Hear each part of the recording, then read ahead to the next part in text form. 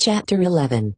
When the ladies removed after dinner, Elizabeth ran up to her sister, and seeing her well guarded from cold, attended her into the drawing-room, where she was welcomed by her two friends with many professions of pleasure, and Elizabeth had never seen them so agreeable as they were during the hour which passed before the gentlemen appeared.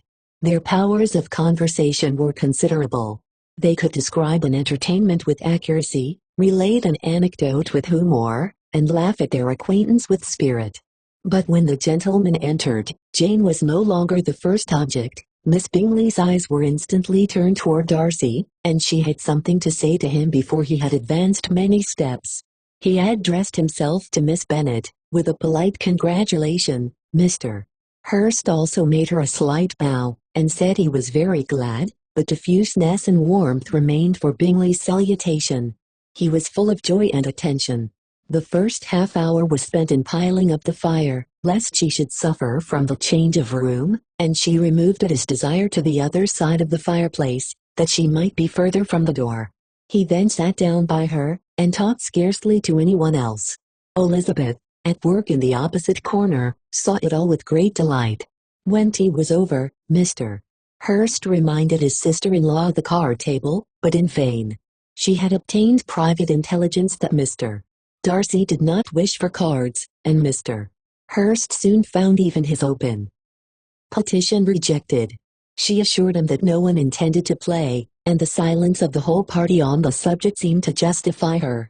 Mr. Hurst had therefore nothing to do, but to stretch himself on one of the sofas and go to sleep. Darcy took up a book, Miss Bingley did the same, and Mrs.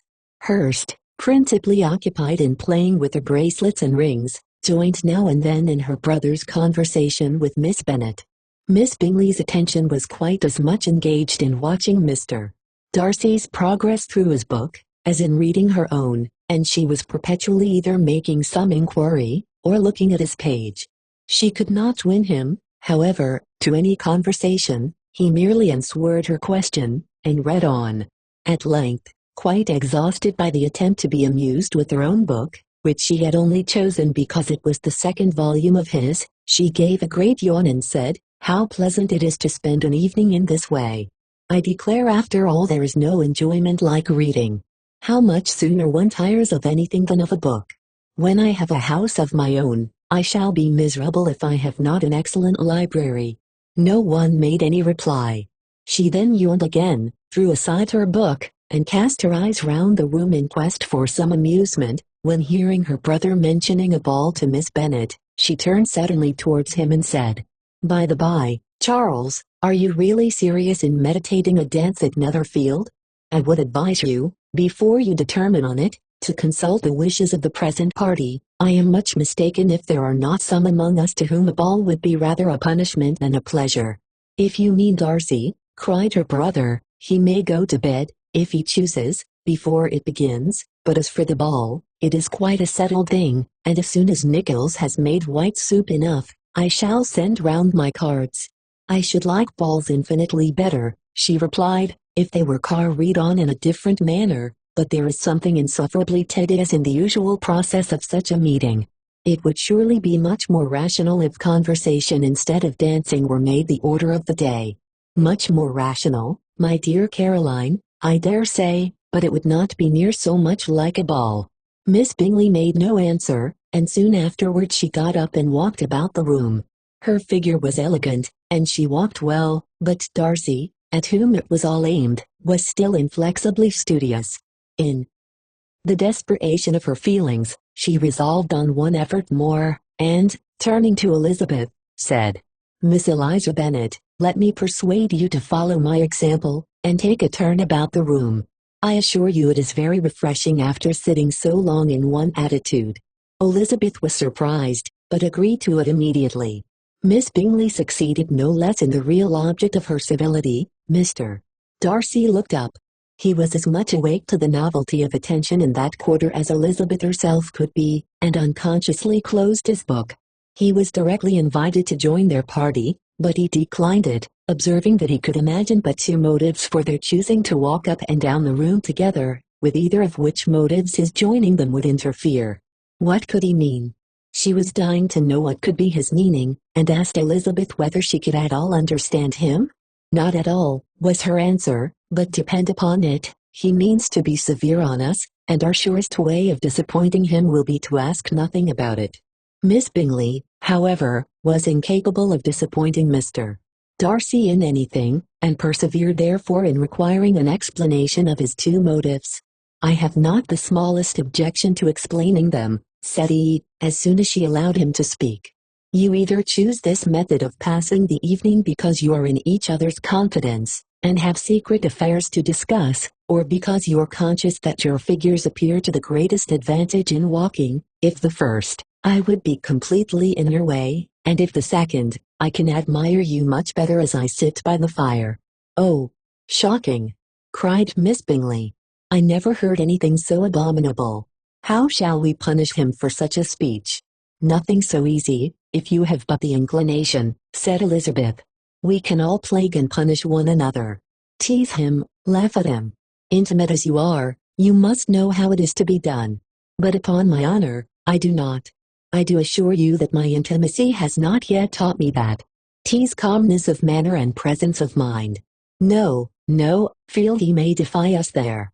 And as to laughter, we will not expose ourselves, if you please, by attempting to laugh without a subject. Mr. Darcy may hug himself. Mr. Darcy is not to be laughed at," cried Elizabeth. "That is an uncommon advantage, and uncommon I hope it will continue, for it would be a great loss to me to have many such acquaintances. I dearly love a laugh. Miss Bingley," said he, "has given me more credit than can be. The wisest and the best of men, nay, the wisest and best of their actions, may be rendered ridiculous by a person whose first object in life is a joke." "Certainly," replied Elizabeth, "there are such people, but I hope I am not one of them. I hope I never ridicule what is wise and good. Follies and nonsense, whims and inconsistencies, do divert me, I own, and I'll laugh at them whenever I can. But these, I suppose, are precisely what you are without. Perhaps that is not possible for anyone. But it has been the study of my life to avoid those weaknesses which often expose a strong understanding to ridicule, such as vanity and pride. Yes, vanity is a weakness indeed. But pride, where there is a real superiority of mind, pride will be always under good regulation." Elizabeth turned away to hide a smile. "Your examination of Mr. Darcy is over, I presume," said Miss Bingley, "and pray what is the result?" "I am perfectly convinced by it that Mr. Darcy has no defect. He owns it himself without disguise." "No," said Darcy, "I have made no such pretension. I have faults enough, but they are not, I hope, of understanding. My temper I dare not vouch for. It is, I believe, too little yielding, certainly too little for the convenience of the world. I cannot forget the follies and vices of others so soon as I ought, nor their offenses against myself. My feelings are not puffed about with every attempt to move them. My temper would perhaps be called resentful. My good opinion once lost, is lost forever. That is a failing indeed," cried Elizabeth. "Implacable resentment is a shade in a character. But you have chosen your fault well. I really cannot laugh at it. You are safe from me. There is, I believe, in every disposition a tendency to some particular evil, a natural defect, which not even the best education can overcome. And your defect is to hate everybody. And yours," he replied with a smile, "is willfully to misunderstand them." "Do let us have a little music," cried Miss Bingley, tired of a conversation in which she had no share. "Louisa, you will not mind my waking Mr. Hurst." Her sister had not the smallest objection, and the pianoforte was opened, and Darcy, after a few moments' recollection, was not sorry for it. He began to feel the danger of paying Elizabeth too much attention. Subscribe for more.